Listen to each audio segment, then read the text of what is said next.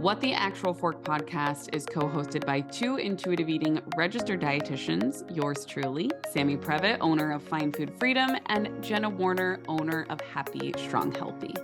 We can't stand diet culture bullshit and love keeping it real. Our mission is for all humans to believe that they are made for so much more than chasing a smaller body.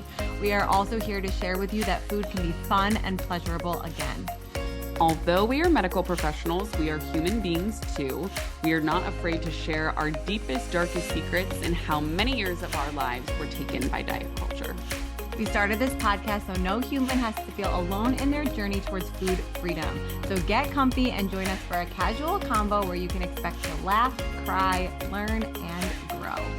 We are so grateful that you're here. So if you enjoyed this podcast and want to connect further, we invite you to follow along on Instagram at WhatTheActualForkPod and subscribe, rate, and review our podcast so we can continue to share this message with more and more people. Now, let's get into it. Welcome back, everyone, to another episode of What the Actual Fork podcast. Before I ask Sammy how she's doing today, I just pulled up our Apple Podcast reviews area. And I'm like, this is what I said to Sammy because she hasn't read it yet or hadn't when I said this before. I was like, everything that we are hoping to get across in some of these newer episodes of the podcast and like where we are in life right now, this incredible person, OMG, everything is taken, so annoyed, is the Love username. that name. I Love know. the username. She just wrote the most incredible review for us. And I'm going to read it because I'm actually going to cry if I read it again. So here we go. I am trying for a baby for the first time after years of struggling with an eating disorder and messy recovery. Jenna and Sammy's discussion about the process of becoming mothers, as well as sharing their raw emotions, has helped me so much in my journey. Knowing that others have struggled the same way that I have is so validating. I don't have an older sister, and I feel like in some way they are filling that role and helping me navigate this journey. Thank you for being so real. And like, thank you so much for saying that, for taking the time to write that out. I know Sammy says this all the time, like we want to be the big sisters in the journey, the big sisters that we didn't have. And like, as we continue to learn, which is literally every day, wait until you hear what we have to say today. Like this is our space to share it. And I just like, I'm so blown away and grateful for this comment and just thank you. Yes, I echo everything that you just said. And this is actually making me think of a conversation I had yesterday with a weight neutral dietitian. I just had this virtual meeting with her, and she was talking to me about how she went to the WIND conference, which Jenna knows, that's the Weight Inclusive Nutrition and Dietetics group. And she was kind of giving me a breakdown of her experience there and some interesting conversations that were had. But something that was so valuable that she shared with me that I was like, I needed to hear that, is showing up on social media and not feeling like you had to, that like you have to teach everyone something all the time. Like, here are the 3 tips of da-da-da, and here's how you stop having a bad body image. And like, don't get me wrong, like at our core, we are educators and we are teachers, and that's what brings us to this work. And it is so important to just show up and be like, this is really fucking hard. And I think sometimes those conversations are the ones that are the most impactful and most helpful for people. And I really needed to hear that because I think I get stuck in this like mode, this hamster wheel of like, I need to teach people and I need to give, value. And it's like, no, just showing up and saying like, hey, we've always said, we've fucked up. We were diet culture dietitians, and here's how we've changed and grown and like continue to fuck up and continue to grow, is like, that's the good stuff, That's the value. And that's what like makes, yes, that was so powerful and so incredibly said, because there's like, how many times can we say and teach the same tips? Exactly. Like, I actually was laughing. There was a TikTok comment I got months ago that was like, this woman gatekeeps everything and won't teach anyone anything. And I was like, is my entire existence a lie? Because I feel like all I do is like, and I was like laughing at that. And again, like, we know, like, we don't take these things to heart, but I was giggling at that. Mm. 'Cause I was like, I feel like all we do is come on and try to teach everything. But I think sometimes it's just so powerful to say, like, we're human. This is really, really hard. And as Brie Campos always says, sit in the suck. Sit Yeah. in the suck, because if you are a human being, you're going to experience all the shitty emotions if you want to experience the joy too. My therapist literally just said, so I just restarted therapy. I think I shared that last time. Yes. And it's always like, I have nothing to talk about today. And then I'm like, oh my God, I'm late Isn't for my that funny how call. that works? Isn't that Like, funny how shit. that works? Sometimes it's just like recapping like your last, like, I see her every other week. So it's like, I recapped my last 2 weeks and I was like, wow, like a lot has happened. But anyways, one of the things that we were talking about today was like, one of my fears, speaking of like mom stuff, is like, you know, every parent in some way, shape, or form, like, I don't know if I hope this comes off in the way I intend it to, but wow, come speaking from my heart, like we're all gonna fuck up our kids in one way or another, right? Like there's just 100%. like no way around it. There's no way around And that. like what I said to her, I was like, I'm watching the show Love and Death on HBO Max right now, which is the story of Candy Montgomery. Have you watched this? No, I like don't watch TV. You need to send So me all my I don't recommendations. read. I just watch TV as like my like that's just like my I don't know what the right word Your would be. It's, unwind. You watch it yeah. to unwind. I just watch it when I have like 15 minutes chunks at a time.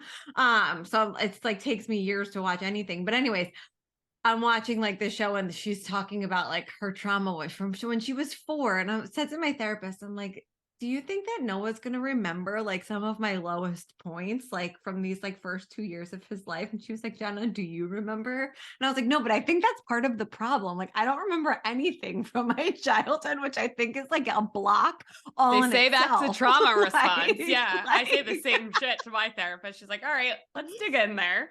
she wrote down, she's like, so next week we'll talk about your childhood. Yes. But I'm like, all I remember is wonderful things, which I think is a good thing. But like, it's just all so interesting. And like, there's just so much there. And there's so much like just to learn and unlearn, I think is where I'm going with this is like, sometimes you just want to like sit and listen and be a or need to be a student of yourself and like Mhm. really hear what your body and like the response that your body is giving you is saying.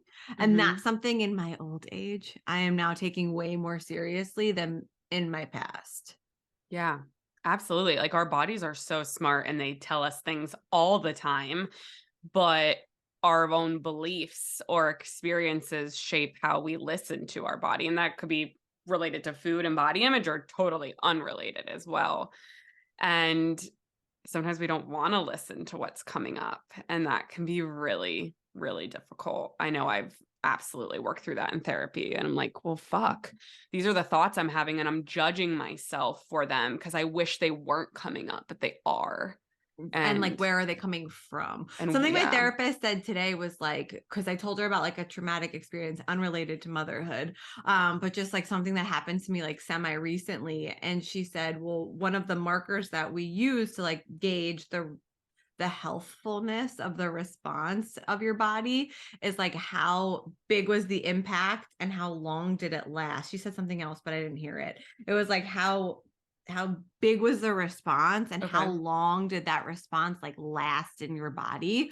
And I think like that so easily translates to like food and body image too, as like part of like the trauma cycle, Hmm. because it's like if something like came and you allowed it to come and you heard what the response was and like worked through it quickly, but it didn't stay with you, that's very different than the one that's like you can't stop thinking about, Hmm. right? And she was like, I told her exactly like how my body reacted to it and how long. And she was like, that sounds like a super healthy response. I was like, thank you.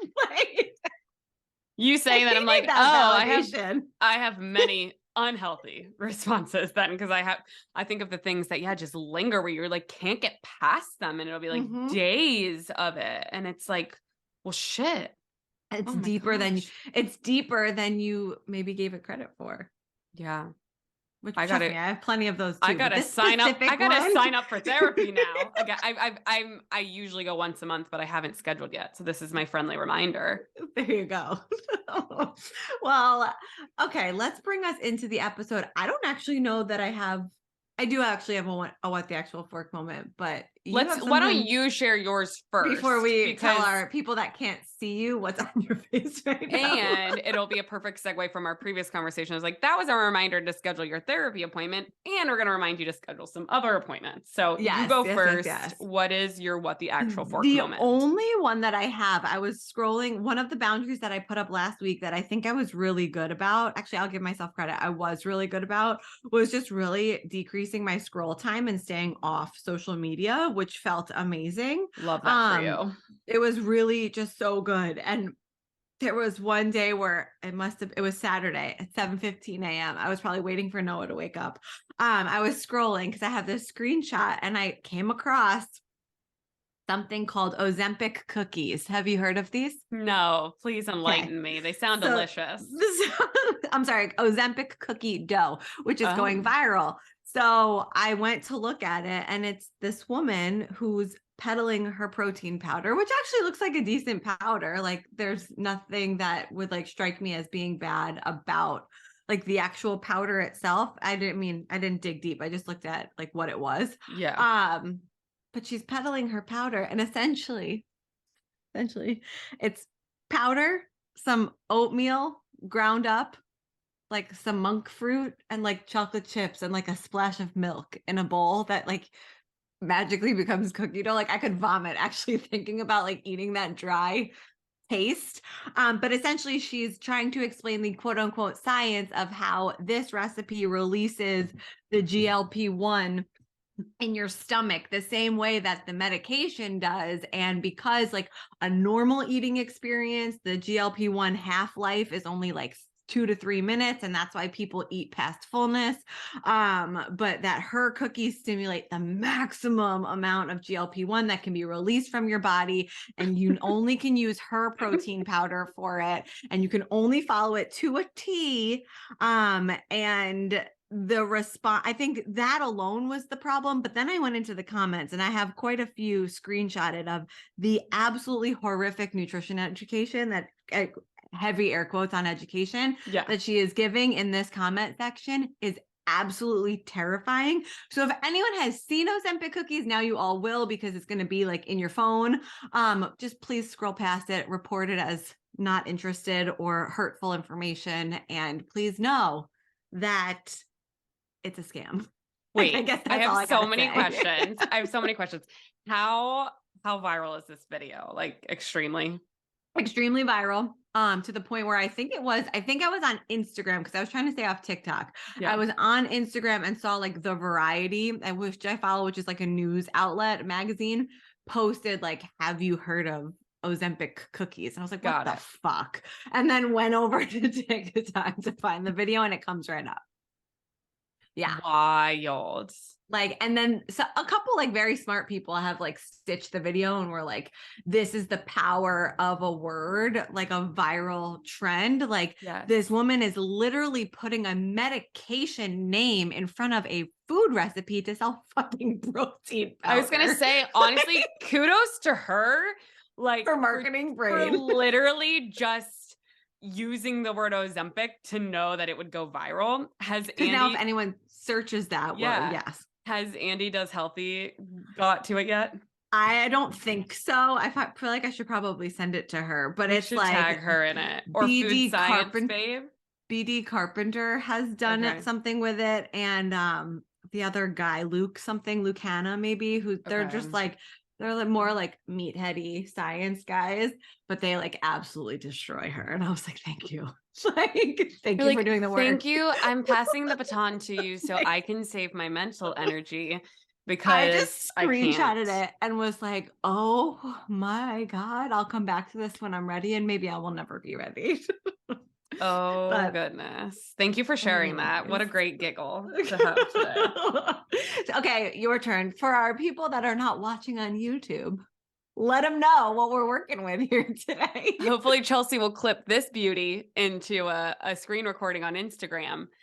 So as we said before, that this was a friendly reminder to schedule your therapy appointment, but this is your big sister Sam coming in hot, reminding you SS. to also schedule your biannual or annual or first ever for Jenna and our amazing editor Andrea I'm so embarrassed. dermatology appointment, because so many people don't get skin checks, and you can have skin cancer and melanoma can develop in places that never get sun exposure. One of my good girlfriends had very, very intense skin cancer, and it was in her belly button, deep in her belly button. It was found, and that like never had sun exposure. So not like on the outside of her stomach. Anyways, why I'm getting to this is because I have a bandage on my face, and it was, during postpartum or end of pregnancy, I noticed I forget what it's called. It's like a very long word. Melasma? I do have that, but it was something else where I had like an actual red, it almost looked like a mole, but it was like very bright red and irregular. And I forget what it's called. They said it this morning, but honestly, these names are so long, and I am not a dermatologist, clearly.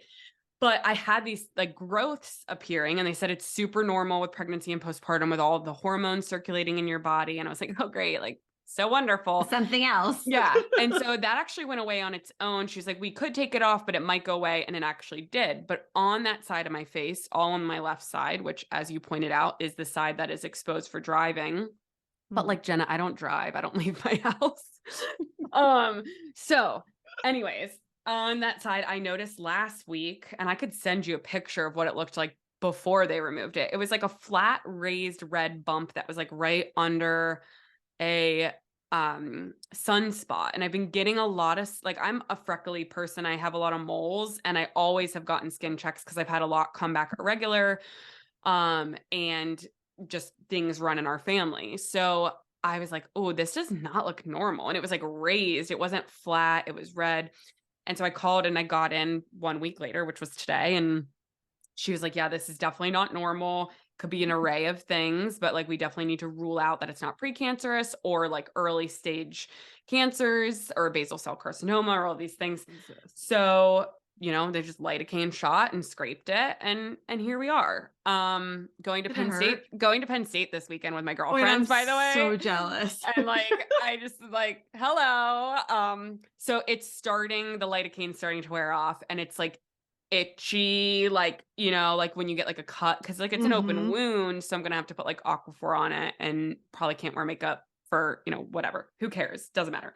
But anyways, I'm saying this because, of course, my, dietitian / intuitive eating / body image brain started to think when I came home how many times I didn't want to go to dermatology appointments because you're butt ass naked laying on like a paper mache thing with like a, paper mache dress on with your ass crack hanging out, and they're just like poking and prodding you. Or like going to the paper mache is not the right word. Like, you know what I mean? Paper, but like, do you remember what paper mache is? It's like when you used to make like science projects in elementary school. But I just think of like paper mache where it's like crackly, or like tissue paper. Like tissue paper. They like put you in tissue paper. Meanwhile, it's like you can see everything. Google what paper mache is. Okay. Keep going. So you understand. And so there's like dermatology appointments. You think of like OBGYN. Obviously, OBGYN is very vulnerable. Like they are like inserting, the scalpel and like their fingers and all of the things. Anyways, so I was thinking how last week, our conversation on the podcast, we were talking about how to advocate for yourself at the doctor's office and how you can choose to not be weighed and ways to set boundaries. And we talked all about that. And I was like thinking to myself, I'm like, how many people actively choose to not go and get a skin check because they don't want to be naked anywhere, and then to be naked in a medical setting where you have the vulnerability of, to be vulnerable, and then to have a medical professional make comments about your weight while you're butt ass naked. Right. And so it just made me think, and I was like, okay, well, if I can, obviously I'm not allowed to take this off for 24 hours.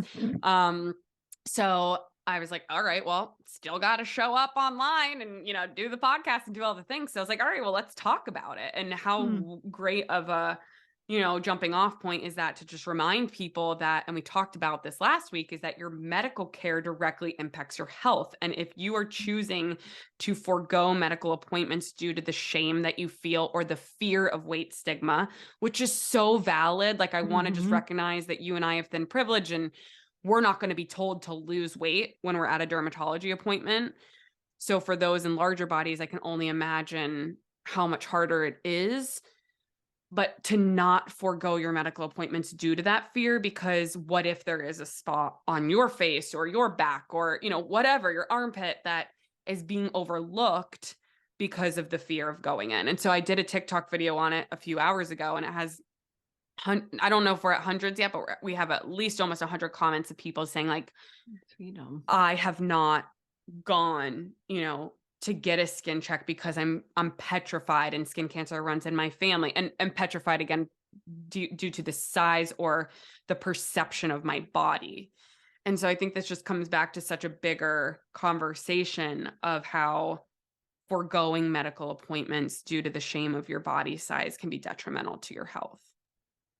Yeah. And I just pulled up the TikTok to read it just to see the comments so far. I mean, people are like, this is your best video yet. So yay for you and your Yay. bandage. My bandaged face. But no, it's so real. And I think every single type of doctor's appointment has that vulnerability. And I think one of the things that we talked about last week or last time we hopped on was how to advocate for yourself. And I'm curious because I have not put off this appointment out of fear or shame, but just have put off this appointment. And now this is my reminder to do so. But being that I haven't been to a dermatologist in quite some time, like, is there a boundary that you think that would be helpful to set going into that appointment with a practitioner for somebody who is concerned because of that? Like, is there something that you would recommend saying in advance, seeing how it goes? Like, I don't know. I'm curious your response to that.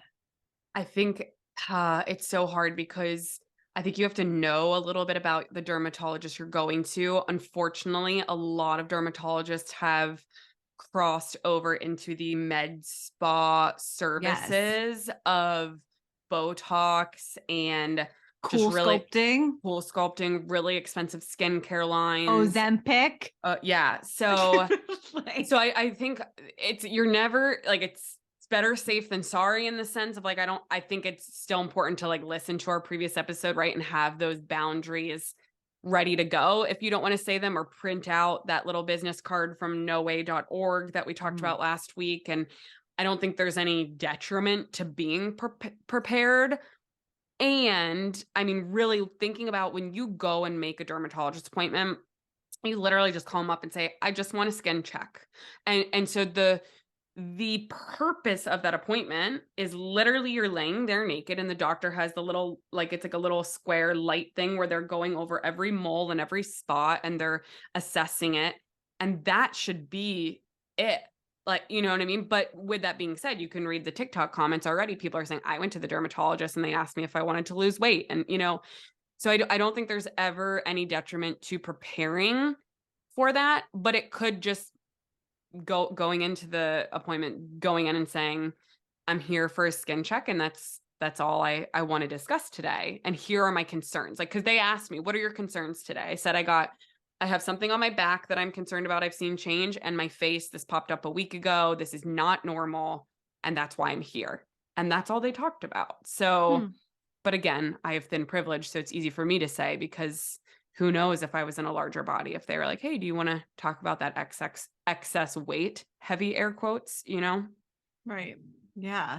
That's so tough. And I think one of the things we talked about before that I think could be a great reminder too is, it goes both ways. So if that boundary setting to you is scary, that is preventing or harming your mental health, right? So if that is scary for you and that's preventing you from going, also, the work here is either work with someone or role play with someone, the scenario of, what is actually best for my health is going to this appointment and setting the boundary. And therefore I'm protecting my mental and physical health instead of like just one or the other. Cause like you could make the argument like not going to the doctor is protecting your mental health, quote unquote. Going to the doctor is protecting your physical health. But like, how do we protect both? And it's by layering that extra piece onto it. Yes. Yes. And I think if someone's afraid to set the boundary, then it could be going in and just setting the intention with your doctor of why you're here and what you want to get out of this appointment. Because then you don't have to talk about weight. And then again, if they would bring it up, I do think like that's where like what you said, role playing, having these things in the back of your head. Maybe you have the business card printed out from noway.org. So if they say it, you literally don't have to say a thing and just hand it to them. So there's many different ways you could go about it. But yes, you need to be adding a dermatologist appointment onto your annual. It should be just like your gynecologist. You go to the gyno once a year. You go to the dermatologist once a year. The dentist. Dentist once or twice for cleaning. Yep. And then but like for me, I've always gone to the dermatologist twice a year just because I've had so many things be irregular. And I think living in Florida, it's like you're just in the sun so much. All the time. Yeah. I don't have that same, but I definitely should. Yeah. So not good. Well, I'm glad that I could inspire you as well. You absolutely have. Are there any other trends or things that have come up recently that we can debunk for our audience today? I'm trying to think. I feel like just like you, I've been on the like stay off TikTok trend because it's just not well, we're coming out of Mother's Day. I think that could be something anything related to Mother's Day that is coming up for you or anything you want to share? We had a wonderful Mother's Day this year. Last year, my Mother's Day was like not great. Oh, I clicked on something wrong. And this year I set a boundary, speaking of boundaries, and also like had no intentions, or expectations, I should say. And like, it was just such a nice day. Noah was like so happy, which as a toddler with like emotions and mood swings, like you just never know what you're gonna get, and he was like in the best mood, and we did like nothing, but we also did so much, and it was just like such a reminder for me. And I think this is actually like a really big point. It was such a reminder for me that like even when you feel like you're doing nothing as a parent, you're always making an impact on someone else's life. And I think as like content creators, quote unquote, like there's this pressure to like constantly perform and like be at your best. And sometimes like you're either at your best or your worst, and like you don't feel like there's any in between. And like one of the things that I'm really, especially for the rest of this pregnancy and like time right now, that I'm really trying to be intentional about is like not wanting more. So like if Noah has like a really great day, it's like this was a great day and like tomorrow might not be, but like this was a great hour. Like, yes. He might wake up from his nap, which he typically wakes up pretty cranky, and like I'm going to cherish the morning and like figure out the rest. And like this goes back to like relationships too, cuz like one of the things that like I was getting like resentful of is like the difference between my husband and myself as far as like making plans. And it's like if I have the opportunity to, let's say, go to a class or like go out to dinner, instead of like what my brain immediately used to do is like, okay, when can I do this again? It's like enjoying that dinner, that class, that time, that experience for what it was and what it gave me versus wanting more from it. Does that make sense? Totally. And I think that I could thank you for sharing that, because I could definitely use a refresher with that. Because I think when we experience something good or pleasurable or that brings us joy, it's like, I want more of this, which is so normal. Because it sets off your brain to like Yes. want that pleasure center to do that again. And like that's the problem with like social media too. It's like, and like any type of addiction, really, it's like it takes more to get that same response, right? And Mm-hmm. it was like very real in my life. And the resentment that I was holding to my husband because of it, I was seeing, like, goes to 2 therapy sessions and is like so enlightened. Like, Resentment is wait, let's like pause there for a second. Though, like resentment is such a telling thing. Like when you feel whoa. resentment, that is like a red flag waving to say like, "Ayo, what's going Something's on with wrong. you? Like, can you hold a mirror up?" Right? Which like fucking sucks because usually like, no, it's that person, it's their problem. But usually it's like, nope, Yes. what's going on with us? Yes. And like, yeah, I mean, I think I was like getting to that place where it was like, yeah, it's really cool to have been able to go to like a later, let's say, like, for example, I do Noah's mornings, like Monday through Friday typically. And like Matt one morning was like, why don't you take like a later class? Like, I'll do the morning. And it was like so nice. And instead of me being like, okay, this should be a weekly thing, which was where my brain would usually go, it was like, if this, I had to talk myself through it. Don't get me wrong. But it was like, if this is the only time I ever go to this class on a Friday morning, like I really enjoyed it. And then I went to Trader Joe's afterwards. And then I did all of these things and like had the morning to myself and came home and the kid was dressed and ready to go. And like I didn't have to do anything, which was amazing. But like if that never happens again, like I'm going to enjoy the moment that has just passed, which again, my brain has a very hard time with that. It's the same thing with work, with like filling groups or clients or whatever else. It's instead of being happy for what is, it's always, I want more. And like, that's Yes. a really scary, slippery slope that like it takes being aware and like actionable to stop from happening. And that is my intention for the next, I don't know, 5 months and then beyond, to see if we can carry this through. I love that. Thank you so much for sharing that. We should always record podcasts after your therapy sessions. Goes to 2 therapy sessions, comes out enlightened. She really did ask me when we started. She was like, "So have you been in the last 2 weeks?" I was like, "I'm so much better." And I just like spewed.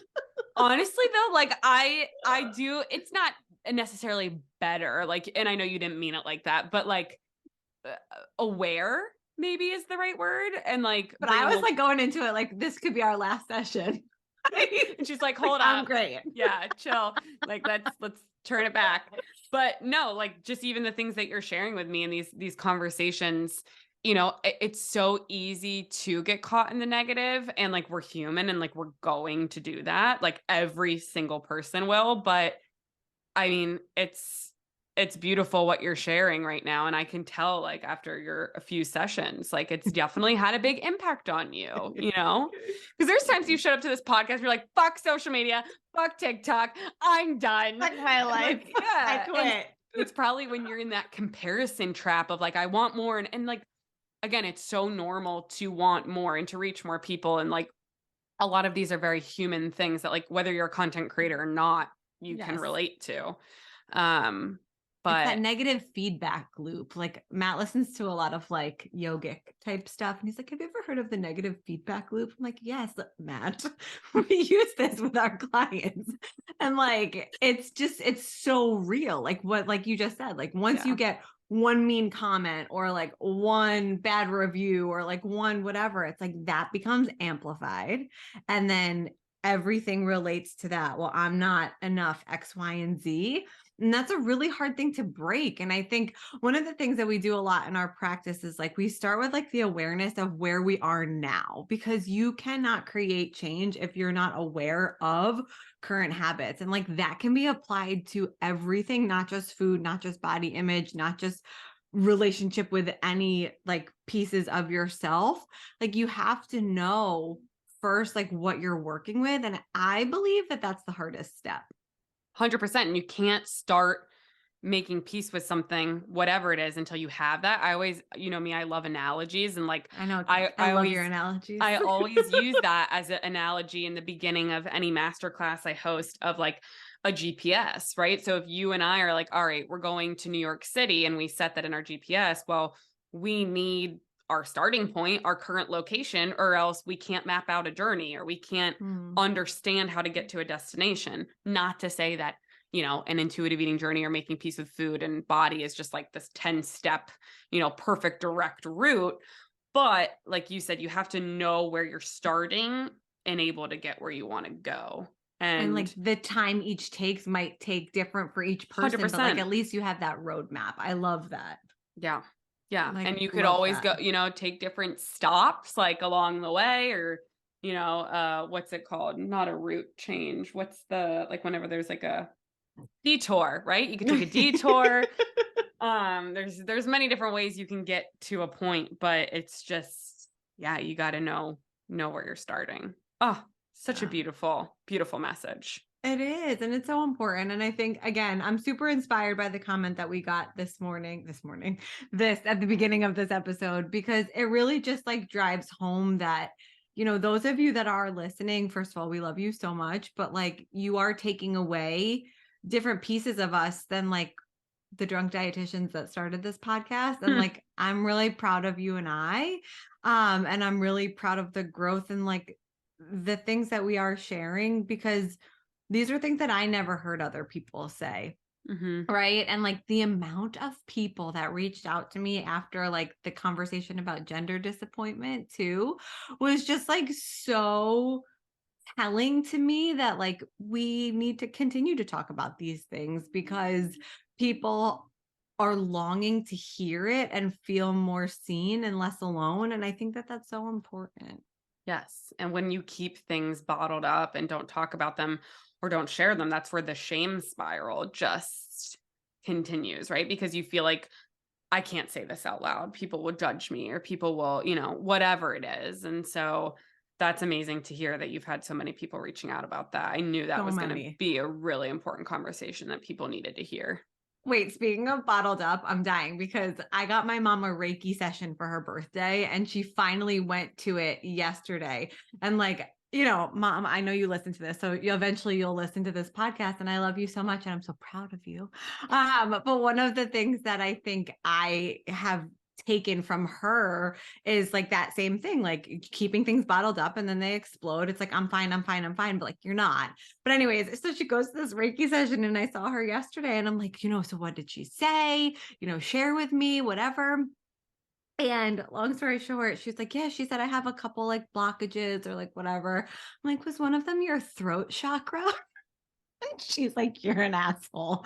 And I'm like, well, was it? And she's like, yeah, she said that it's incredibly blocked. I'm like, I know, because you don't speak up when you need help or when something's on your mind or you're frustrated or whatever else. And like you internalize it and then you explode. So I was like, she was like, yeah, I know. I'm like, okay, I'm not going to say anything else when you're ready to talk. I'm sure you will. You're like, every holiday now, you just send her a Reiki session and just like, keep going. Keep opening yourself up. Have you ever had Reiki? No, whenever you said that, I was like, whoa, I would love it. It's cool. I go to acupuncture every week. I've done that for years now. I will never give that up. I've actually started doing it on Monday mornings. Ooh, start the week? Yes, which is interesting. I used to do it on Fridays and I switched it to Mondays because Mondays usually you're like revved up, like I gotta go. And it like just completely brings me down to like chill and kind of brings my fight or flight down. But I'm always interested in that kind of stuff. And like we've said on previous podcasts of just like the nuance to things. And when I was introduced to Chinese medicine, I was just like, oh my gosh, there's this whole nother world that is practiced that is so different. And not to say that Western medicine doesn't have a place, because I've done a lot in Western medicine too, but just, it's so interesting to see the difference in those. And I don't even know, like Reiki's not a part of Chinese medicine, but that's like a whole other it's holistic more like spiritualistic. Healing. Yeah. I've done it once and I had the most incredible experience. Like I came out so enlightened, and like the things this woman was saying to me, I like really like listened to and like have been like searching for like those signs ever since. And it was just like, they don't touch you. It's just like over your body and like, you're just relaxed. It's fascinating. I think you have to go to a very legit place in order for it to be very real. But It was really cool. And I also had my tarot cards read last week too, just like dipping my toes in all of the fun stuff. Oh, I've done that. We did that at our Find Food Freedom retreat, and we were like all crying and like came out of the room like yes, with crazy shit. it was so dead on. And like, it was funny because speaking of wanting more, I had this like great reading and she was like, why don't you pull one more card? Like, let's just, like seal the deal. And I pulled like a terrible card. It's like the one with like the all the knives. swords. Yeah. And she was like, "Ooh, I guess we should have stopped before." Like, what does this one mean? But no, there's such a good lesson in all of that. But no, it's really interesting. And I think, again, just being open to all of that stuff when it's safe for you, I think it's cool. It's like a cool next step in the journey. Yes. Oh, love this. Maybe, we should, I don't know how like people do virtual readings, but like we should have someone on. I'm sure they can. So far we need to write down dermatologist, tarot card reader. I know the girl that did our Find Food Freedom retreat, like we all had an individual reading with her. The first night we all got in and it was really fun. Okay. And she had get on that. She had some things to say. So fun. Okay. Well, thank you all for listening. Excuse me. Thank you all for listening today. And if any of this has inspired you, we would love to hear the doctor's appointments that you've scheduled after hearing this. Yes, send us a DM and let us know. Be accountable to us. Yes, I love that you posted that before.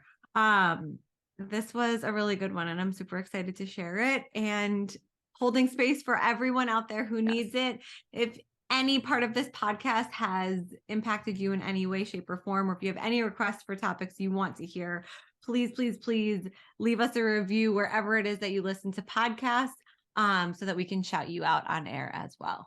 Love it. Love you. And we'll see you next week. Thank you guys so much for listening to another episode of What the Actual Fork Pod. We know there are a lot of pods out there, and we are so grateful that you are here listening with us.